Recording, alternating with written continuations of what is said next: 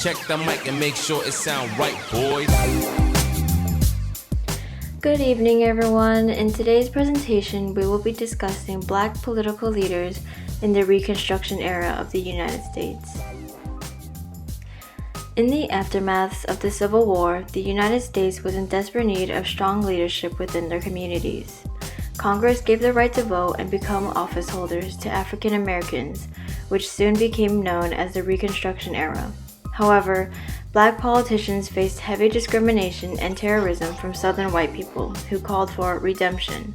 Redemption was characterized as white supremacy and called for the removal of rights for African Americans. Yet, in the midst of this tense environment, Black politicians shined in their communities and continued to become role models for their people.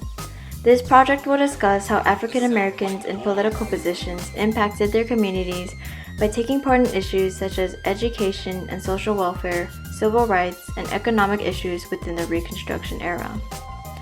In order to discuss the lives of African Americans after the Civil War, it is important to note the treatment they received between the periods of 1861 and 1865, which were the periods of the Civil War. Despite being able to fight in the prior Revolutionary War, Black people were discouraged to take part in the American Civil War. Many white Northerners believed that Black people were lesser than them in terms of intelligence and capabilities. President Lincoln was not concerned with the matter of slavery and civil rights. His main goal at the time was to maintain the Union and keep the North and South united. In fact, he pondered the idea of Black colonization into other countries. However, African Americans disapproved of this ideology because they had established the U.S. as their home. Overall, despite a white reluctance to employ Black troops, Black men were soon able to enlist within the Army to help the Union.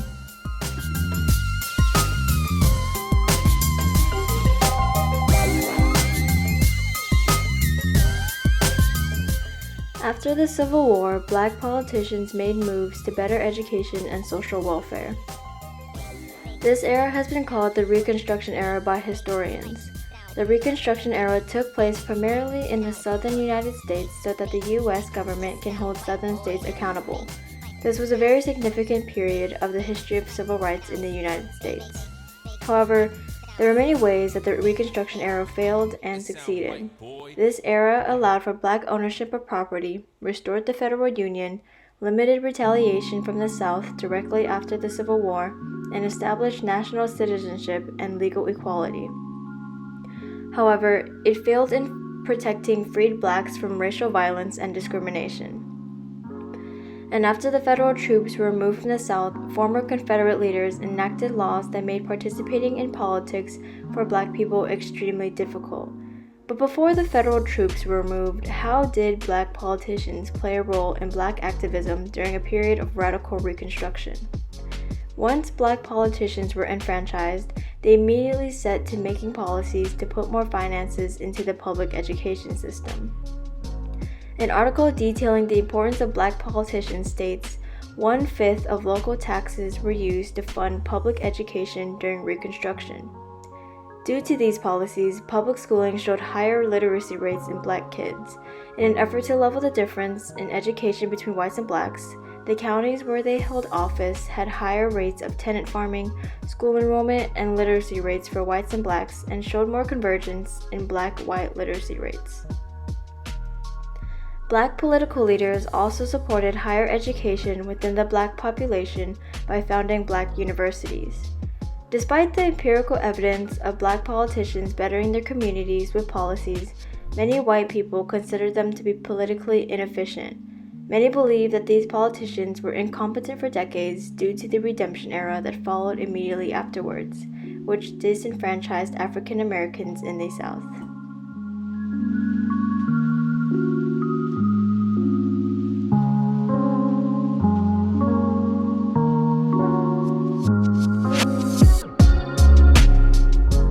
Not only did Black politicians positively impact the education system and social welfare, but they also planted the roots of what we know of civil rights today.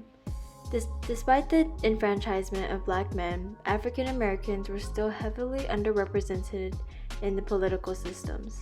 which consisted of mostly white Republicans at the time.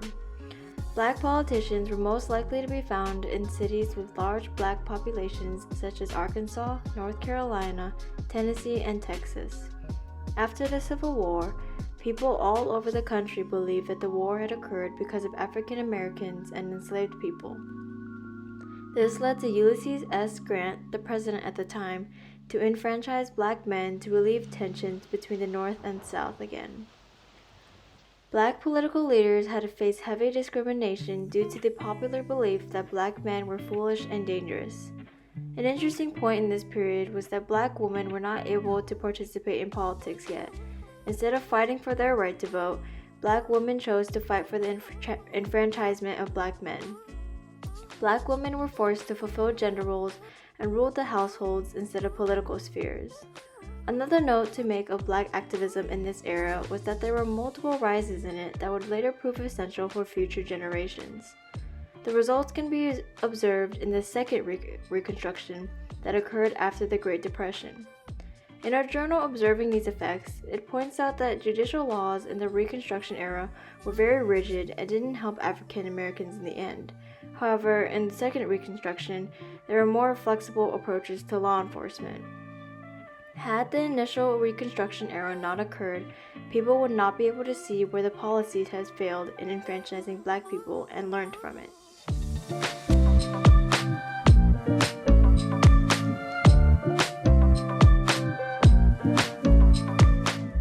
It's also important to mention the first 7 black men to be in the U.S. Congress, as they've been shown at multiple times throughout this presentation. There was Senator Hiram R. Revels from Mississippi, Representative Benjamin S. Turner from Alabama, Representative Robert C. DeLarge from South Carolina, Representative Josiah T. Walls from Florida, Representative Jefferson F. Long from Georgia, Representative Joseph H. Rainey from South Carolina, and finally Robert B. Elliott from South Carolina. Many of these men came from different backgrounds, some being well educated in multiple languages and policies, and some being formerly enslaved, showing the radical Reconstruction and progressiveness of the time.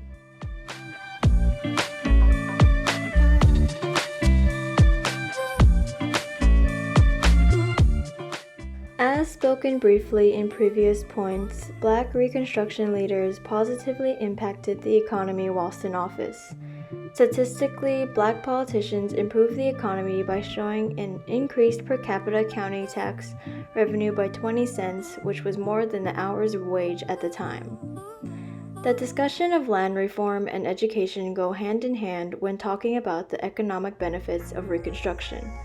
Black politicians were more likely to increase tenant farming and decrease sharecropping to their white competitors. Today, we view sharecropping as another way of enslaving African Americans to farms through legal means.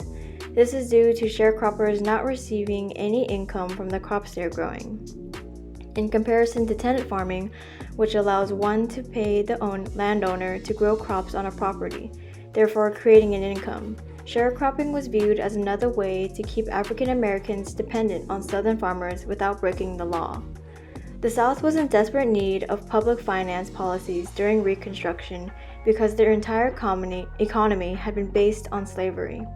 In order to make up for decreasing agricultural prices and black labor, Reconstruction leaders had to come up with a way to keep the economy afloat. During Redemption, many white Southerners blamed black politicians for high tax rates despite their tax being relatively low in comparison to the North. After black office holders were forced out of office in retaliation to the radical Reconstruction, there was a notable decrease in funding in education for black and white people.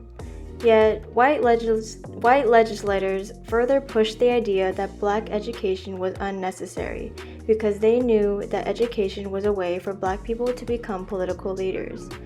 It's important to note the variances in how black and white political leaders created policies and laws. A lot of the policies that black leaders had made at the time that regarded education and tax reforms had been reversed during the Redemption era, causing there to be no long-term effects. In the end, a lot of Reconstruction efforts were deemed a failure due to the Redemption era in the South that encouraged white supremacy and racial violence against blacks. We've finally taken a look at all the different effects black political leaders had during and after the Reconstruction era. Although a lot of historians deem the education and social welfare, civil rights, and economic involvement of black leaders to be null, this era planted the roots of many civil rights movements that would carry on in the future. Black Reconstruction leaders focused primarily on education whilst in office because they knew how important it was for the youth to get educated on the issues they will face in the future. They were unable to contribute any significant achievements due to being outnumbered by white Republicans in office, but they still proved that they were just as worthy, intelligent, and capable as any white man, no matter the color of their skin. My questions for you are, in what ways had black politicians succeeded or failed in representing their communities? And are there any lasting impacts of black politicians that we can view in today's society? If so, what are some of them?